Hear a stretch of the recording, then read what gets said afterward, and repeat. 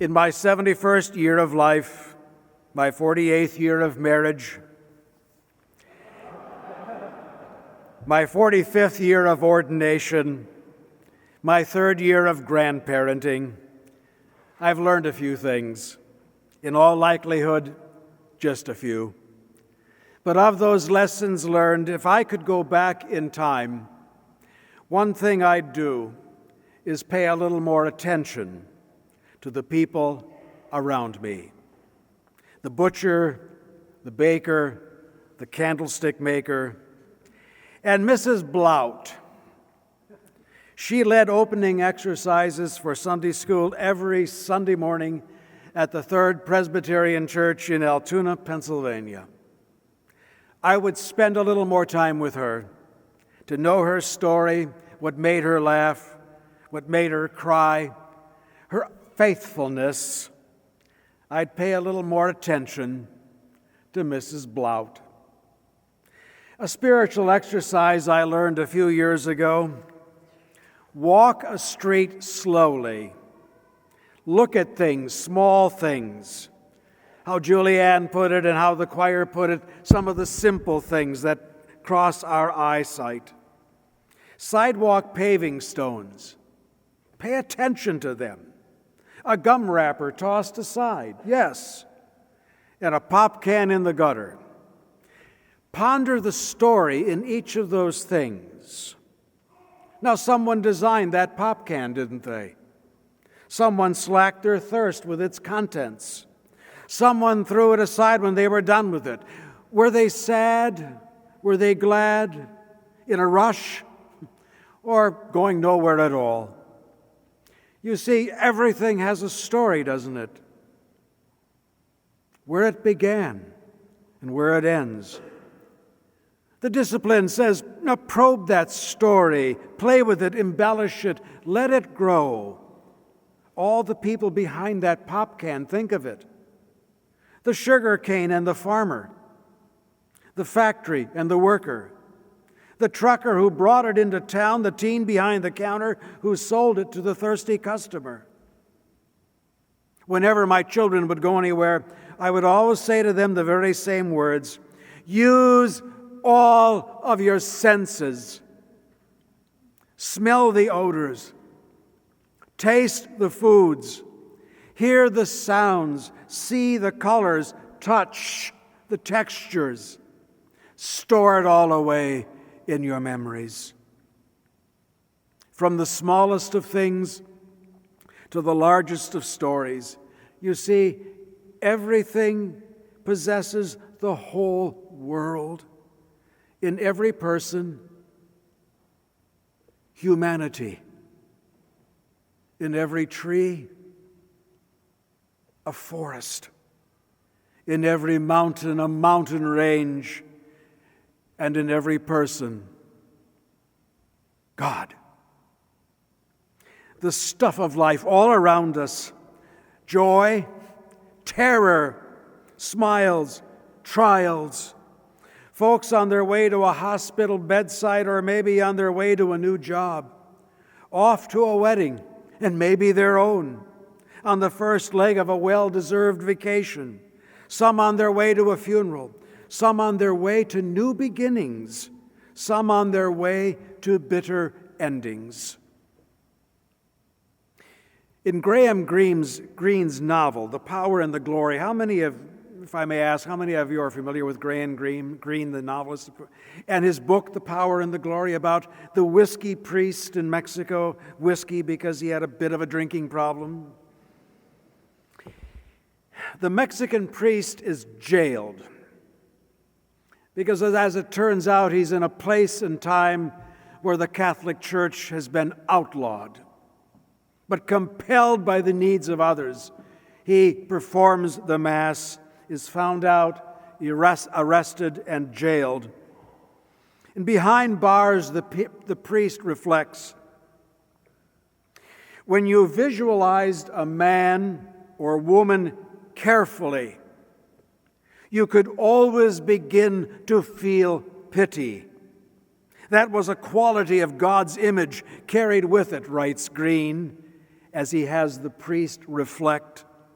The priest goes on, when you saw the lines at the corners of the eye, the shape of the mouth, how the hair grew, it was impossible to hate. Hate was just a failure of imagination.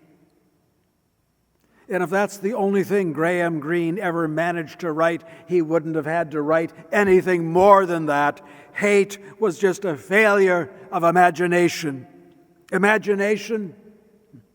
All of us can use a little imagination now and then, the up-close and personal kind that really sees the eyes of another, to really look at people and see things and places, to use all of our senses to really see and truly feel the world around us. When I lived in Detroit some years back, I did a lot of bicycling in two very large cemeteries. Now, some folks thought that was a bit odd, but ministers are used to hanging around in cemeteries. Well, it was great for biking, believe me. It was well-kept roads, little traffic, lovely trees, manicured lawns, and, of course, acres of tombstones. And from time to time, I'd take a break and drink some water and just look at all of the monuments, at all of the names carved into those stones, and then those small little attributions: devoted mother, loving husband, beloved grandmother, grandfather. Those last few words carved into stone. I would stand there. I could always hear the assurance of the dead. We made it, and you will too. And there were times in my life when the living simply couldn't provide that kind of assurance. But somehow or another, I managed to hear it in those cemeteries. We made it, and you will make it also. Through thick and thin, sick and sin, from wilderness to promised land, oh, the great stories of our faith, a pillar of cloud by day, fire by night, manna in the morning, water from a rock, voices of wisdom, Joshua, Jeremiah, Miriam, and Deborah, Matthew, Mark, Luke, and John, Paul, and Peter. Voices to encourage, voices to help. When Pope Francis visited us recently, he spoke of two 20th century voices. Anybody recall who they were? What? Yeah, Dorothy Day was one. Thomas Merton was the other one, absolutely. And I would add to that some of my own: Dietrich Bonhoeffer, Martin Luther King Jr., Mother Teresa. Writers like John Steinbeck, poets like Robinson Jeffers, artists like Georgia O'Keeffe, and of course, David Horsey of the LA Times. Oh, I thought that would get a laugh or two. I consider him a remarkable artist. And past political leaders, Teddy Roosevelt and his trust busting, his cousin FDR with Social Security, Eisenhower and the interstate highway system, John F. Kennedy, Ich bin ein Berliner, and whose death we celebrate and note with sadness this day, 52 years ago in Dallas. Lord, have mercy. Voices, lots of voices, all around us, voices of the dead, voices of the living, voices of hope, and voices of healing, voices to challenge our complacencies, point the way ahead, voices to help us take up the hard work of kindness and mercy. Pay attention and give thanks for a million small and wonderful things, for big voices and smart people. Faith, hope and love, grace, mercy and peace, the gospel of light, folks who believe in you and me, teachers and preachers, and a cajillion other people, and billions of light years, and the mystery of space and time. Paul the Apostle said, "Rejoice in the Lord always. Do not worry about anything, but in everything by prayer with thanksgiving." After church today, by the way, as I said, our Thanksgiving dinner. Yum. Practice for Thursday.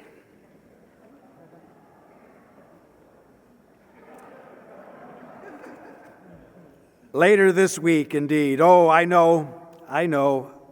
Holidays are sometimes bittersweet, are they not? Sure. And more the occasion for tears and heartache, yes. But wherever and however, pay attention to the small things. Let your imagination dance a little bit, okay? Give heed to memories that are good and hopes that are sweet. And with that, let me close with a poem of my own writing. Lord have mercy. An ode to mashed potatoes.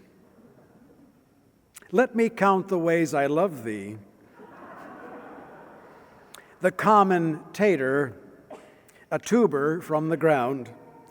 Just like you and me, maybe we feel something in common with this common ground thing.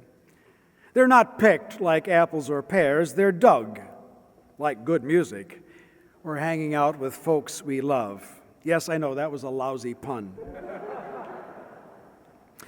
Lots of different sizes and colors in a lot of different places. We do have a lot in common, don't we, with the humble potato. Peel them if you want, but I like to leave the skins on. Adds texture, as it should be, the whole potato, as God intended. Into a pot of water, turn on the heat. Lots of good things need a little heat. Cook them not too hard. Test them with a fork. Drain them and put them back into the pot. And now the good part. A couple of butter chunks. A generous splash of cream. I mean, be generous. Maybe even some cream cheese. A little horseradish, rosemary, thyme, salt, and pepper. Are your mouths all watering right about now? And a little elbow grease. Smash and mash these remarkable gifts from God. Not too much, just enough to blend it all together. Taste to your heart's content. That's what I love about cooking. We get to sample everything before you do. Can it get better? You bet. On the plate they go. A full fork will satisfy all your desires for comfort, just like home. But like all good things, these good things go well with a chorus of other good things. Gravy, giblet gravy, corn, and slabs of carefully sliced turkey, neat and precise, though I prefer the dark meat, a tad bit unruly. Cranberry relish on the side, and how about the country cousin, the sweet potato, with its famous hat, the marshmallow, all white on the inside with golden trim, and who knows what else.